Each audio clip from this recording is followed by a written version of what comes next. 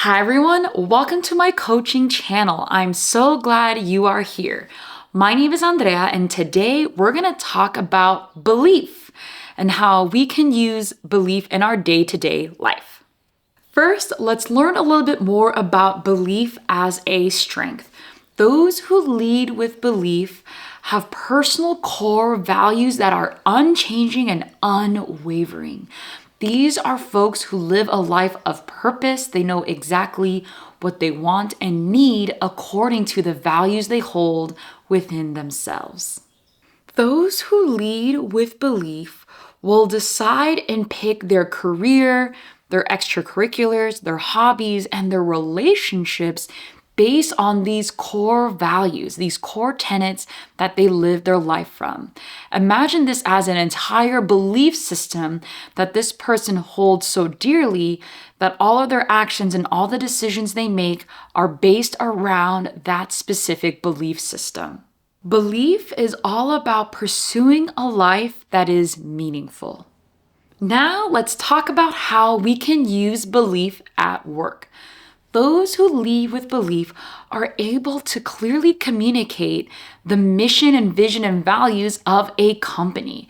So when it comes to a big project, a big meeting, you can count on someone with belief to really communicate how this project or program ties back to the mission, vision, and values of the company. And think about times where in a meeting, people are trying to make a decision and folks are getting distracted, going off tangent. You can count on someone who leads with belief to bring us all back together and say, wait a second, let's make the decision or let's invest in the project that's going to align with our mission and the purpose of the company. Someone who leads with belief already picked that career or job or role because they genuinely believe in it. They believe in the company. And so someone who leads with belief is able to intrinsically care about the company and intrinsically feel motivated about their job and feel intrinsically motivated about the hopes and goals that the company has. And so folks who lead with belief are going to be really strong communicators and bring people together when maybe there are challenging times. They're going to help people come back into the importance of the mission, vision, and values of a company. And so if you lead with belief, I want to encourage you to speak up and share your perspective at work, how you feel personally tied to the mission and values of your company, because you really have an opportunity to inspire others around you, motivate others around you, because you have such core, meaningful beliefs that you tie into your work. Something to note for those who lead with belief at work: because you are so in tune with your own values, and you take your own values very, very seriously, that you might accidentally isolate yourself from others. Because you so strongly believe in your way or in your way of doing things, or that your projects or assignments should be done with certain values and not others, that might push others away from you, or you might find yourself accidentally working on a huge project alone because you imagine it a certain way, because you imagine it depicting or exuding certain values, instead of taking a more collaborative or inclusive approach. And the fact of the matter is, a job is a job. Jobs are important because you need food on the table, a roof over your head to provide for your families. And so someone who leads with belief at work might feel some tension with folks who are just there to get the paycheck, just for the job, just for the benefits, whatever it is. And that is okay. That is totally fine. And if you lead with belief, you have to make room that some of your colleagues might really be there just to make sure they have food on the table, just to make sure that they're in the right school district for their kids to attend the best schools, right? So if you lead with belief and you're noticing you're kind of in conflict or in tension with those who are just there for the 9 to 5 to get the paycheck, give yourself and give them some grace, because at the end of the day, a career doesn't always have to be your passion career or your dream career or so tied to your personal mission. A career can simply be what provides money to live your dream job, to experience your dream hobbies, your dream vacations, right? It's okay that your passion isn't tied to your work or to your career. And so someone who leads with belief has to just hold some of that reality so that they can work well with those around them. Now, let's talk about how belief can be used in your personal life. Again, those who lead with belief operate out of core values. And so someone who leads with belief in their top 5 strengths might be someone who practices a faith every Sunday. Or maybe this is someone who's really adamant about volunteering in their local community. Maybe it's once a month, they do a beach cleanup, right? So their actions are based off of their core values, even in their personal life. At some point, belief might come off as maybe stubborn or inflexible. And this is because they have such high standards on how they want to live their life.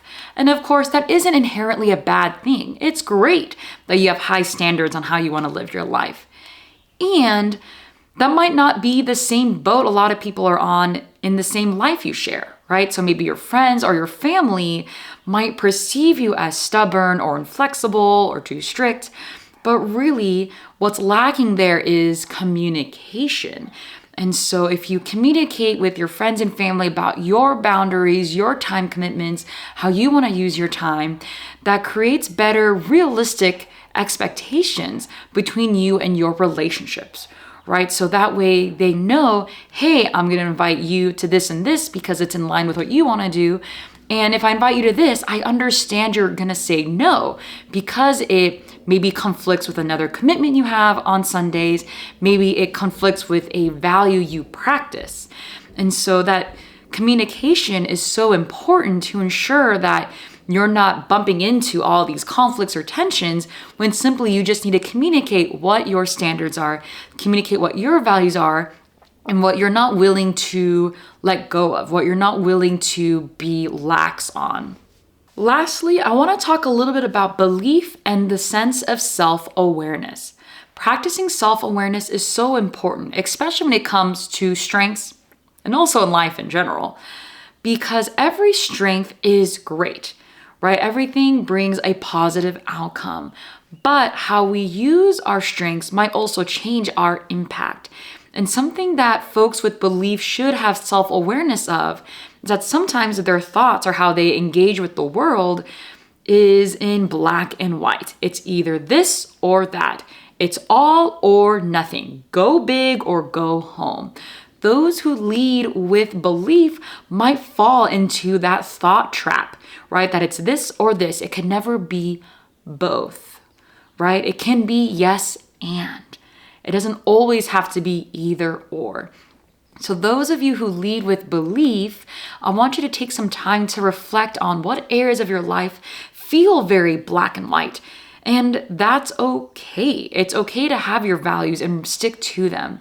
But in life, a lot of things end up being gray. They're in the middle.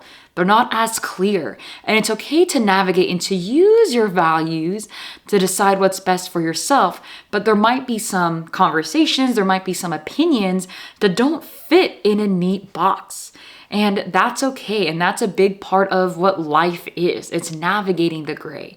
So if you are realizing that you lead with belief, it's in your top 5 strengths, or maybe you're realizing, wow, that sounds like me, I just think it's time to take a moment to reflect and think about in what areas of your life do you feel like you're really putting into boxes, again, in that black and white category, instead of exploring what could exist in the gray and being totally okay with that some things are always going to be maybe a little blurry or a little bit messy, not always clear cut.